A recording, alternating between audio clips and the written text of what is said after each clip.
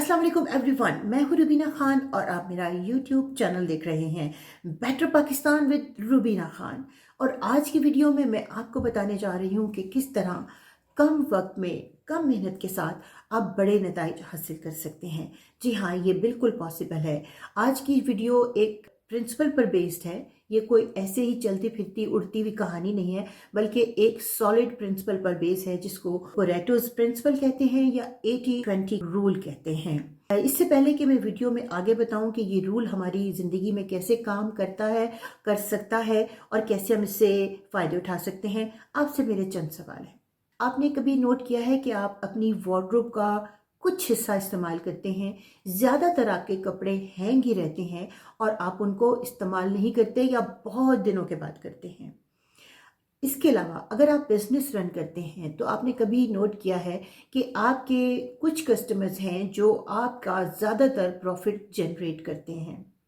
अब आ जाइए स्टूडेंट्स की तरफ। कुछ स्टूडेंट ऐसे होते हैं जो कम पढ़ते हैं, इतना नहीं ज़्यादा वो पढ़ाई की तरफ होते, लेकिन उसके बावजूद एग्ज़ाम्स में उनके रिजल्ट्स बहुत अच्छे आते हैं।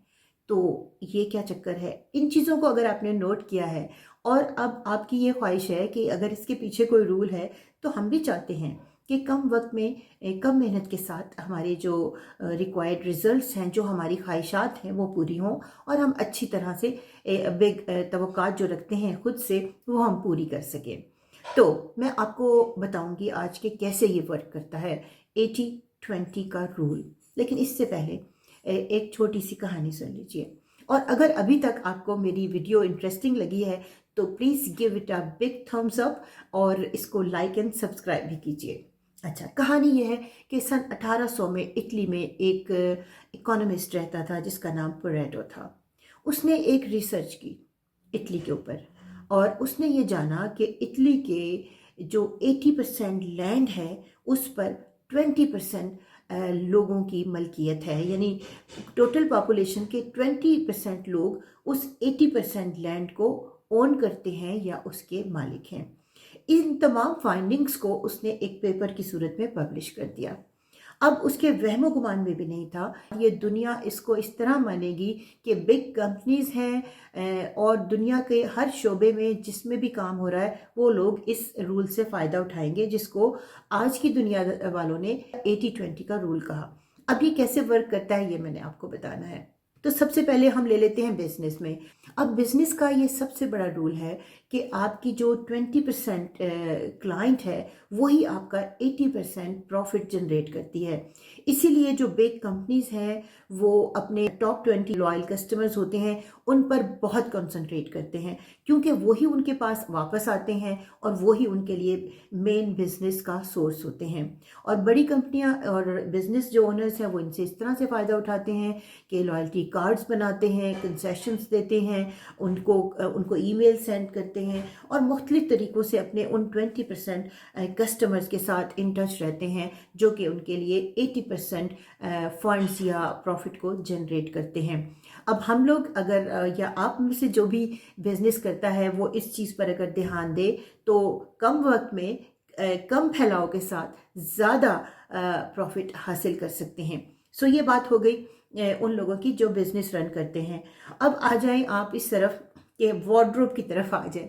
मैं गारंटी कर सकती हूँ कि आप लोग इससे एग्री करेंगे कि हम अपनी क्लोजेट का वार्डरोब का 20% ही इस्तेमाल करते हैं और बाकी के हमारे जो कपड़े होते हैं, ड्रेसेस होते हैं, वो हैंग ही रहते हैं और उनको हम इस्तेमाल नहीं कर पाते।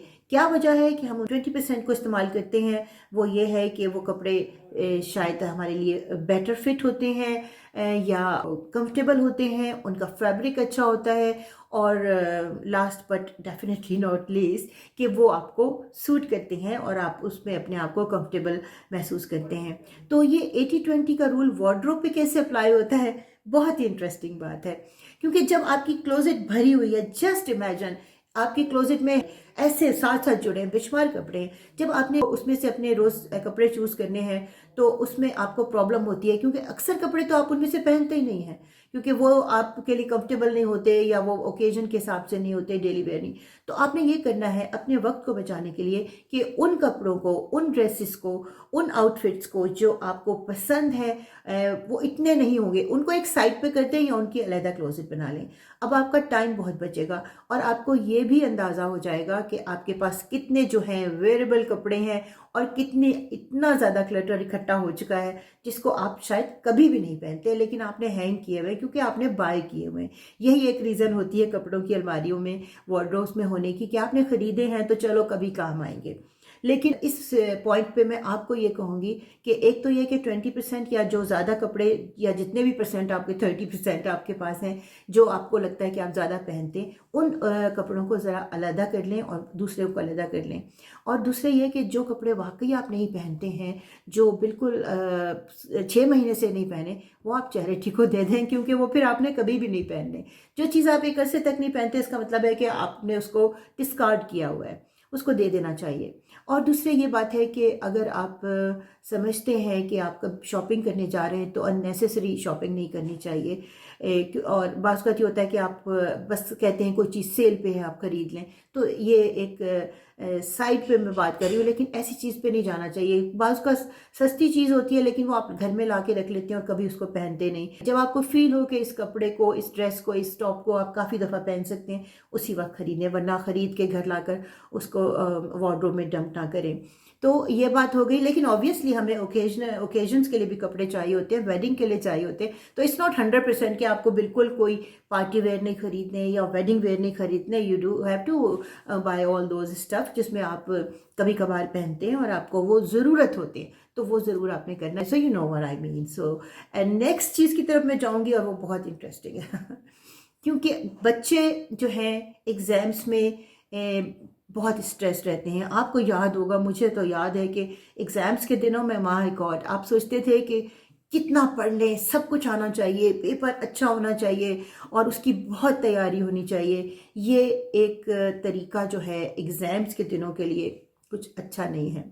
मैं आपको बताती हूँ कि किस तरह आप 80-20 के रूल को बता सकते हैं उन बच्चों को, उन स्टूडेंट्स को, अगर आपके घर में है या आपके इर्द गिर्द हैं, कि पढ़ाई में जो सिलेक्शन है वो बहुत ज़रूरी है, ख़ास तौर पे एग्ज़ाम्स के दिनों में और एग्ज़ाम से पहले जो अब तैयारी का प्रोसेस होता है उसके लिए। टॉप 20 टॉपिक्स को चूज़ कीजिए अपने किसी भी एक सब्जेक्ट जिसकी आप तैयारी कर रहे हैं। उसके बाद आप ये देखिए कि जो पिछले सालों के गुज़रे प्रीवियस ईयर्स के पेपर्स हैं उनको इकट्ठा करें और उनको हासिल करें, उन पे नज़र डालें कि कैसे क्वेश्चंस आते रहे हैं, उनको सॉल्व करें एग्ज़ाम्स के करीब। और अपने सिलेबस का 20% सेलेक्ट करने के बाद आप उसकी इतनी अच्छी तैयारी करें कि आप उसमें अपने आप को एक्सपर्ट फील करें। यकीन कीजिए, जब आप इतनी अच्छी 20% सिलेबस की तैयारी के साथ एग्ज़ाम्स में बैठते हैं तो आप जो अच्छा उस पर आपको अबूर होता है और लिखते हैं आंसर, कि एग्ज़ामिनर भी हैरान हो जाए कि ये क्या लिखा है, ये तो ऐसा लगता है इसको इस टॉपिक पे मास्टर है। उसकी रीज़न मैं आपको बताती हूँ। देखिए, सिलेबस बड़े होते हैं, किसी भी सब्जेक्ट के बहुत से नोट्स, बहुत सी किताबें होती हैं। अगर आप एग्ज़ाम्स के दिनों में वो तमाम उनसे you are going through all those stuff, notes and every book, और इतनी मोटी मोटी बुक्स हैं, तो आपको कुछ भी अच्छा सा याद नहीं होगा।